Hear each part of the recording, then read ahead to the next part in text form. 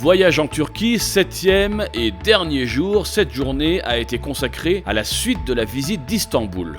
La mosquée bleue, tout d'abord, se trouve dans le centre historique d'Istanbul, juste à côté de Sainte-Sophie. Elle a été construite au début du XVIIe siècle, sous le règne du sultan Ahmed Ier. L'édifice, connu pour ses 6 minarets et pour les faïences bleues d'Iznik qui décorent son intérieur, combine des éléments ottomans et byzantins. Aujourd'hui, elle sert toujours de lieu de culte, tout en étant ouverte aux visiteurs. La mosquée bleue reste l'un des monuments les plus fréquentés d'Istanbul, reflet de l'histoire religieuse et architecturale de la ville.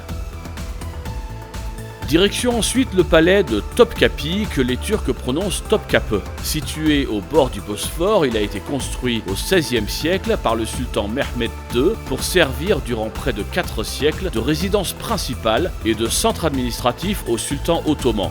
Le complexe comprend plusieurs cours, pavillons et jardins répartis sur un vaste domaine. On y trouve notamment le trésor impérial, les appartements du harem et de nombreux objets d'art, manuscrits et bijoux.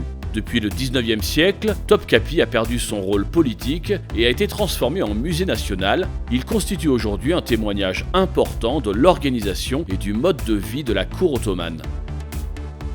Le Grand Bazar d'Istanbul, fondé au XVe siècle, est l'un des plus anciens et des plus vastes marchés couverts du monde. Avec ses plus de 4000 boutiques réparties dans un dédale de ruelles, on y trouve bijoux, tapis, céramiques et épices. Aujourd'hui encore, il reste un lieu animé, mêlant tradition commerciale et tourisme international.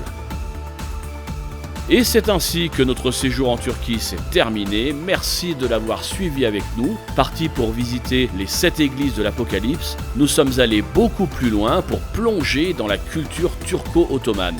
Au moment de nous séparer, nous nous sommes dit que nous nous retrouverions dans un prochain voyage en Arménie, en Jordanie ou là où Dieu mènera nos pas. À bientôt!